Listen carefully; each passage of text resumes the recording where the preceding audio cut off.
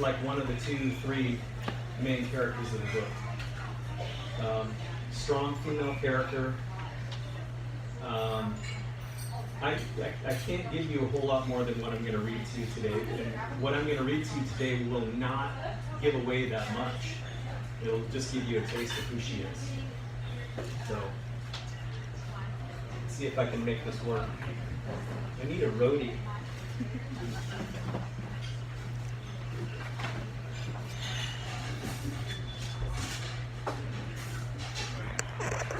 Are you on YouTube? Yeah.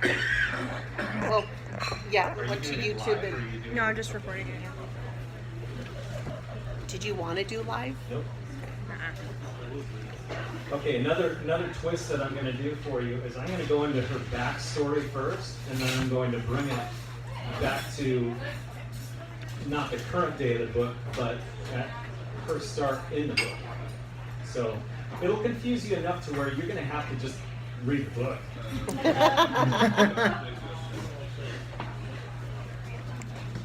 So the list is straightforward. Sound like Utrecht. All right. This is from the chapter The Stanleys. It was Jennifer Stanley's 7th birthday on Tuesday, April 5th, 2044. She was excited. It was 6 a.m., and she knew that soon her parents would wake her with a tickle fight and make her breakfast, her favorite breakfast, peanut butter and bacon-filled waffles with scrambled eggs.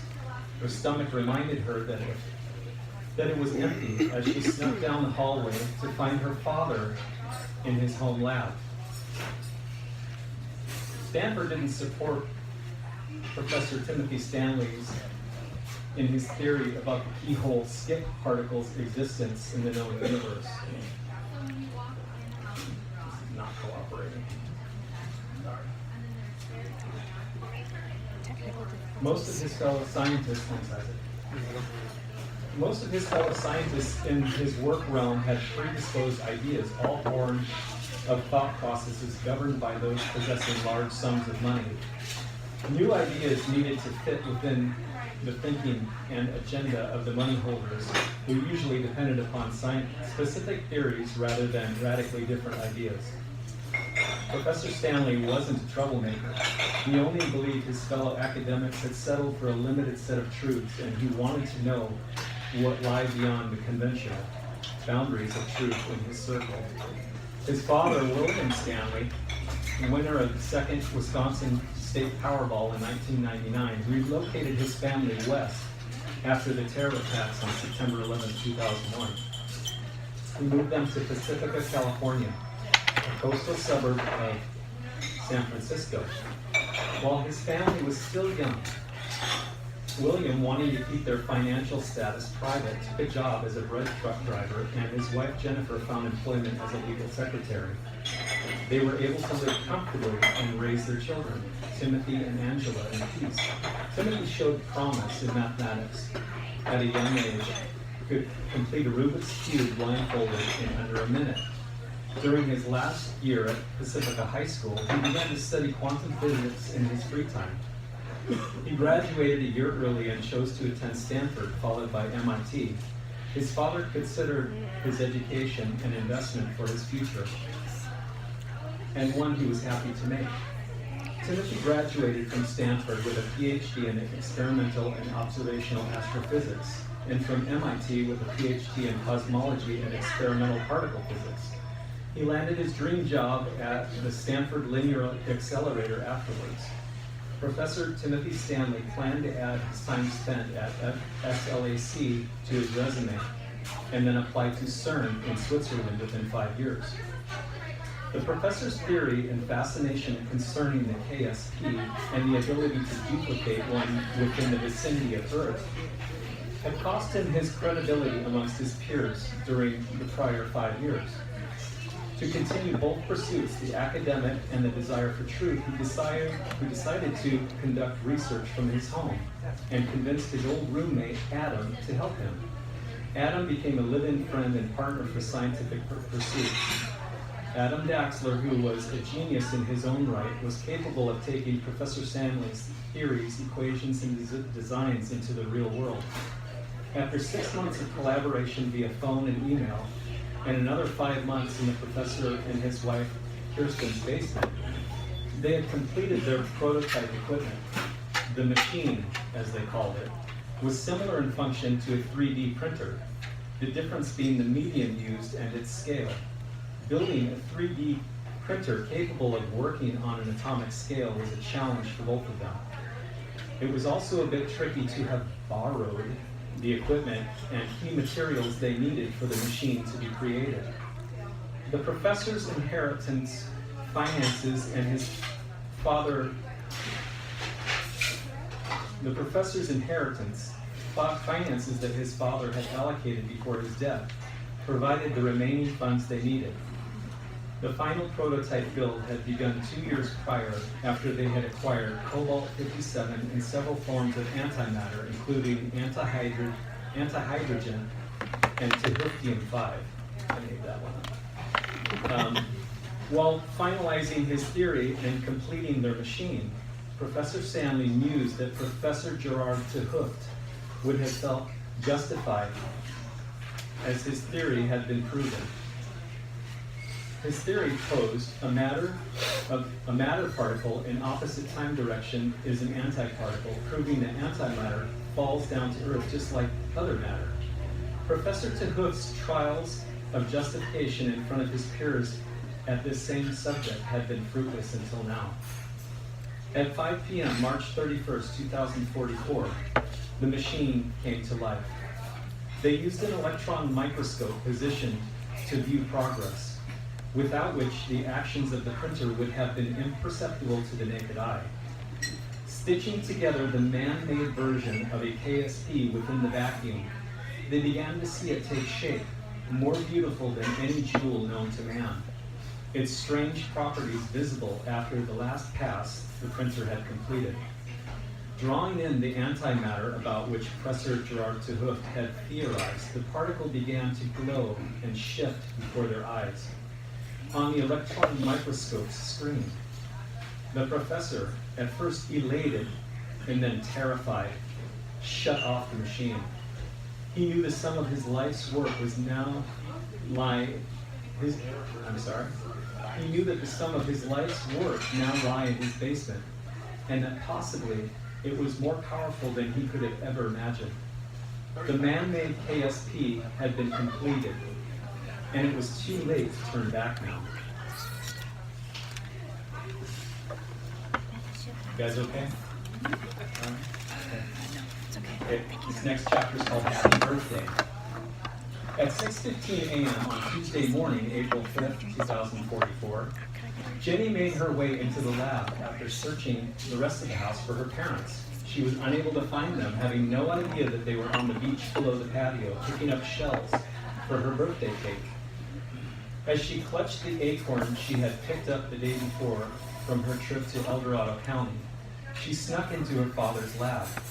Her curiosity piqued and her heartbeat quickened, knowing the room was off limits. In spite of the rule, she entered the white-walled, sealed clean room. Remembering her father putting on the vacuum suit he wore in the lab, she thought it would be fun to play scientist. She slipped on the much too large suit and its helmet with rebreather, and in doing, fell into the vacuum pump switch. The pumps began running and drawing down the pressure of the room to 10 to the negative 17 torr. As she looked at the glass canister on the desk next to the microscope, her father had frequently introduced her to wondrous phenomena, and she was intrigued by the glass canister. I wonder what this could be, she thought to herself, picking it up for a closer look, and then setting it back in its stand. "I used these," she murmured as she turned the electron microscope's knobs. Unable to see anything, she attempted to reposition the canister, and as she did, it fell at her feet and shattered it as it hit the floor. "Now I'm in trouble," she cried, and observed a faint shimmer of iridescent light for a fleeting second. As she moved her head in different angles, the shimmer would return and then fade, and as one would notice when looking into a tiny prism. Ah, she marveled, mesmerized by the beauty and mystery of the unseen particle. And Jenny reached out, hoping to pick it up. Abruptly, all motion ceased, all sound stretched, and then muted. The clean room's white walls contrasted with the various colored equipment within the room, then blurred and melded into the same blinding white light within seconds. The child, Jenny, was suddenly floating in space, 20 billion light years away from Earth and 1,000 years into its future. At that same moment, the shuttle, the Savior, simultaneously made contact with the KSP connected to her father's synthetic version. Being a manufactured copy, the time destination was different on Jenny's end. The identical experience was encountered by the children aboard the Savior. However, but the opposite destination. They truly were saved.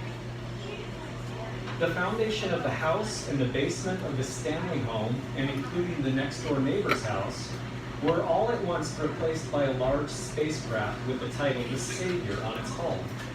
The lab and its contents were destroyed completely, as were both connected KSPs. The professor, Mrs. Stanley, and Adam Daxler heard the explosion at the top of the cliff and ran to the house, suspecting a gas explosion and fearing for Jennifer's safety. When they reached the backyard, however, they were all astonished to find the Savior with its children inside peering through the windows.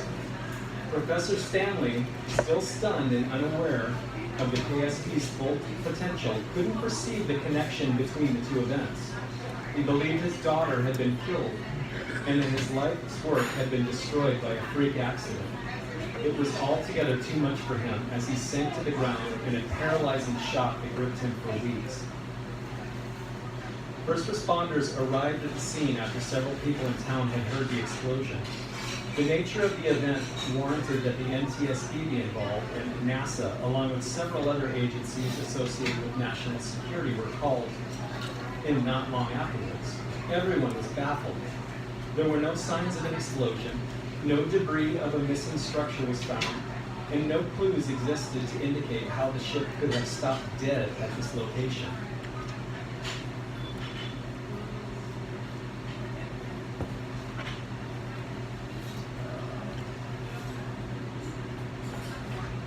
After removing the damaged home's upper levels and the ship itself, instead of finding damaged lower levels of basements as they had expected, they discovered nothing at all. Everything was missing, down to a foot below the non-existent foundations. The children were removed from the shuttle and questioned by the authorities, who were unable to make any sense of what they had found. They had no choice but to believe them, since the shuttle was beyond any technology that they had ever seen. The children's accounts corroborated with the documentation found on the ship. Following the miraculous event, the Savior children inevitably became celebrities and were placed in foster homes. It eventually began to make sense to the professor what had happened to his precious daughter. His knowledge made it even more difficult to deal with his depression, as he suspected that their precious girl may have been killed anywhere, any place in the vastness of creation, or that she could have possibly still be alive far from him. He was crushed, knowing that he would never see her again, and would never completely miss the experience, and would never, I'm making words. He was crushed, knowing that he would never see her again, and would completely miss the experience of watching her grow up. Got through that. As time passed, Professor Stanley lost all joy in his life. Try as he did to regain his vitality, his spirit had been utterly crushed. He moved on, becoming a drone of a man, unable to experience anything except his great, devastating loss. You guys okay? Because I've got 2 more chapters if you're okay. Okay, all right. This one's called The Transfer Students. Jennifer was unable to stand within the clean room due to the effects of zero gravity. She peered outside its windows, seeing 3 walls of the basement as she normally would have, but the daylight window's everyday view of the crashing waves below the cliffs had been replaced by the most beautiful display of stars she'd ever seen. She floated in midair as the sight of the black space between her and the stars overwhelmed her into a motionless, shocked terror. Meanwhile, not far away, Captain Raymar Gleek was patrolling the boundaries of the Commonwealth's border when he came across what appeared to be a small asteroid in the distance. I'm not sure, but it looks like another asteroid in this sector. I'm going to get a closer look before hitting it with missiles, the captain called into the controller. Keep your distance, Raymar, the controller replied. Remember, some of those things can be radioactive. Confirmed, Control. I have sensors up and will proceed with caution. Raymar approached within a mile of the asteroid and switched off the safeties, thereby arming his missiles. This had always been his favorite part of patrols, as it provided him the opportunity to hone his aiming skills. Any debris or asteroids which came past the boundary were infrequent occurrences. All at once, however, a funny feeling came over him, and curiosity drew him nearer as he disarmed his weapons. Coming closer, he noticed what he thought to be an asteroid beginning to crumble. It appeared as if dirt were falling off of some form of square stone and wood structure, definitely man or alien made. As he slowly advanced within 600 feet, the stone and wood began to float away as well. Only a rectangular white box remained, approximately 12 feet long, 12 feet deep, and 8 feet high, floating amongst the rest of the debris. When he reached 100-foot distance, he could see through the windows a small figure in an oversized suit floating about inside of it. He employed the ship's claw arm when he came within proximity of the white box. Pulling it onto the service rack, he turned back slowly toward the dirt star. You'll figure out what the dirt star is later. When he arrived at the docks, he manipulated the claw once more and placed his cargo onto the dock floor. Jenny felt the gravity pull her to the ground, and with a thud hit her head on the floor of the clean room. Walking down the docks, Major Hicks met Raymar next to his ship and its payload. What the hell is this, Gleek? He demanded loudly of Raymar, who was still extricating himself from his cockpit. Seems like you do everything but your job. You don't have time to pick up trash from the boundary all day. This better be something important or you'll be on night shift for the next quarter. Major Hicks' short fuse blew as he turned on his heels and marched back to the offices. Raymar contemplated the white box that was on the clean room. That was the clean room. Some white elephant gift, he wondered, hoping it would be worth the effort. It was unusual for him to pick up debris from the boundary, but he just couldn't shake the odd feeling he had concerning this strange white box. Stepping off the last rung of the ladder, he approached it. It seemed to be some kind of sealed room, and inside it looked as though it was filled with scientific equipment. In the corner next to one of the plastic windows lay a white, adult-sized suit with a smaller form within. Raymar was relieved he hadn't been seeing things earlier. His gut check was confirmed. After making a call, the paramedics arrived with a facilities tech, and they proceeded to open the gift. Inside was a small child, no more than 5 to 7 years old, and unconscious. The medic first used her Metascan pen to detect any ill health or infectious diseases, and then gave the permission for the suit to be removed. Inside lie a pretty little girl in pajamas, knocked out cold but in perfect health. They brought her to the hospital and administered tests and concluded that the girl was indeed a normal human child, yet wore clothing which had been made in the 21st century. When she regained consciousness, she couldn't remember anything except her first name, Jennifer. Clutching the acorn in her pocket, she announced her name to those present as Jenny Acorn. Jenny was given a special accommodation to avoid the droid upbringing of other Commonwealth children. and instead was adopted by a facilities technician named Foster Dex and his wife, Professor Sophia Dex, a physicist. She became the only child in the Commonwealth's history that was homeschooled. Unfortunately, there wasn't a K through 12 school due to the droid protocol, so Jenny was educated by her physicist mother and technician father. Her schooling gave her the gift of the infinite, yet with the grounding of a nuts and bolts practicality. She became the little sister to many aboard the Dirt Star. Her adopted parents became a comfort to Jenny before and after the memories of her family on Earth had returned to her, and also her recollection of what had tragically occurred in the clean room. Raymar had become an uncle to Jenny from the very beginning. She would go to the docks to watch him leave for his patrol and always attempted to be present when he returned. Every other month, Raymar would invite Foster Dex, Professor Sophia Dex, and Jenny to his quarters, where he would treat them to his one and only dinner specialty, meatloaf. Raymar had that 1 year as far as cooking was concerned, but that 1 year was all that was required. His meatloaf dinners became a marked event, and the Dex family truly enjoyed his cooking and his company. As time passed, Raymar witnessed Jenny grow from a child into an adult, and during the last quarter of his career, she watched him mature from a young man to a seasoned pilot. So, those last couple of lines there, if you do buy the book, you got to remember those. It's kind of a good killer. Anyway, so I'm going to go into the future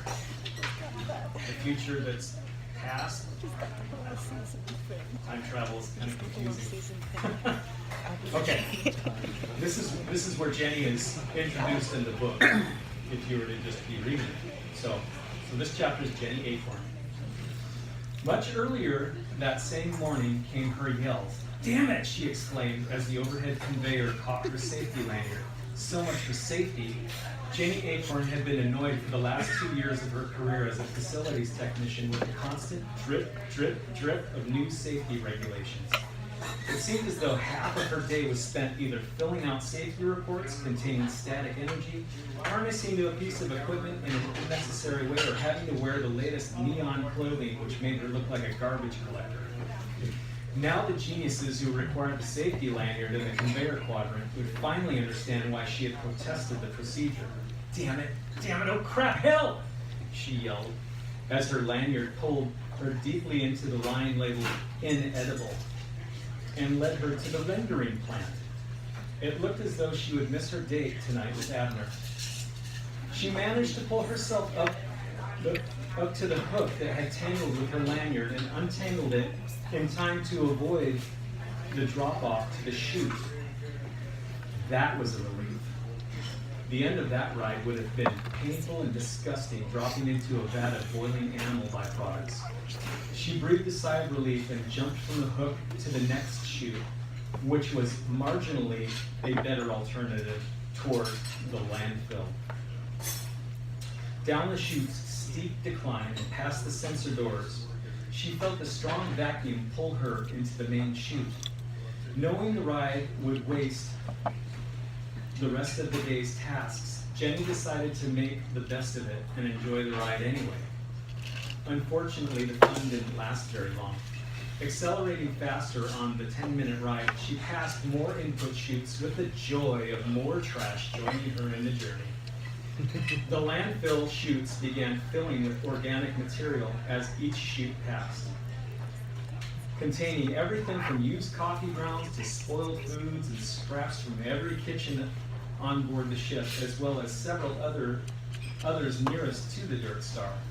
The landfill also received a percentage of the paper and cardboard that had traveled past the input limit of the recycler. Her journey sped on. It was a vile, scented water slide from hell. On the way down, she could make out the smell of the deodorizer which had been sprayed earlier that morning after the morning's bulkhead failure. Suddenly, she remembered that the main chutes had been fitted with new nozzles to distribute the latest genetic treatment of which the scientists were experimenting. Crap, she thought. May have been better to have been boiled in a vat of slime. Her fears grew, wondering what would happen to her after the treatment. Theoretically designed to destroy the sentient nature in organic products.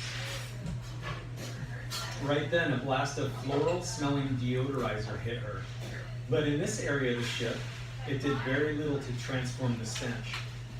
That should have been turned off half an hour ago, she thought. I wonder if they hooked it up to the wrong batch. Her fears were confirmed as the next set of nozzles came into view, and she was unable to cease her sliding down this Teflon-coated chute. The right-hand nozzle was jammed and trickling, and the left possibly misaligned after possible impact. When she passed under the left jet, she was only slightly missed it. The garbage surrounding her grew until the pile she was riding rose high enough for her to hit her head on a crossbeam. She exited the chute, fell to the mound below, and passed out just before hitting the pile. All around her teemed a countless variety of new forms of life. A fishman and a meatloaf had witnessed Jenny fall and saw that she was injured, disoriented and afraid. As they were after being changed, they decided to help her.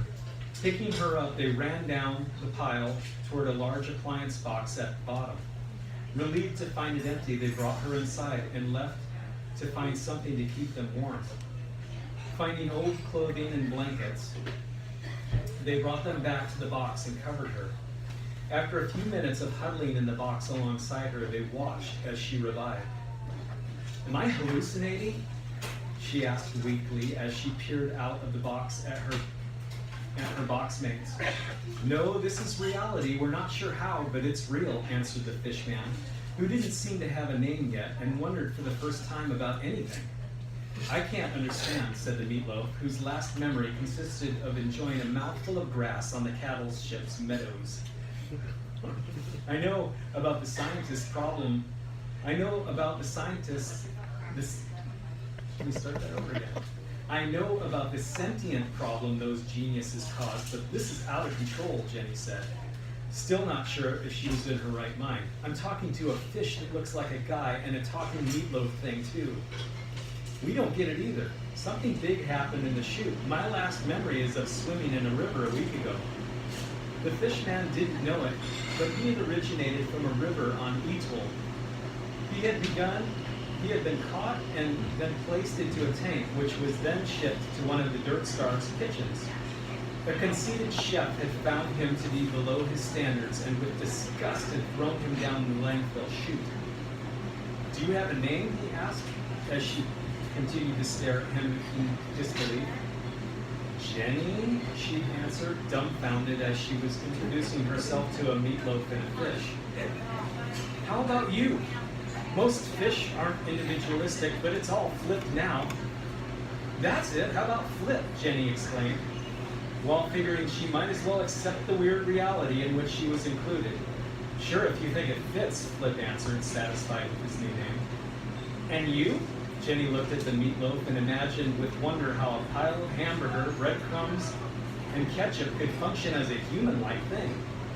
He, she thought due to his masculine voice, was about 4.5 feet tall and had the appearance of a delicious meatloaf in the shape of a man.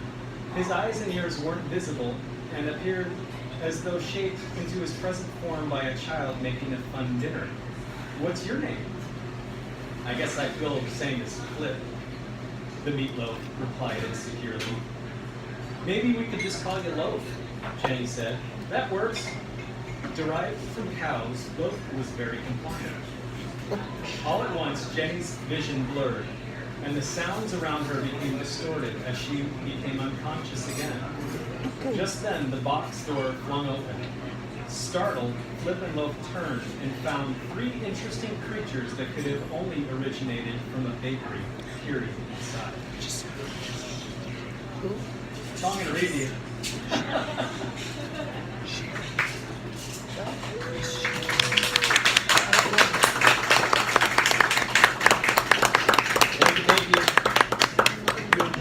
You enjoyed your meal, and I wanted to say once again thank you to the Stilly Diner Thank you, Shirley. Sorry.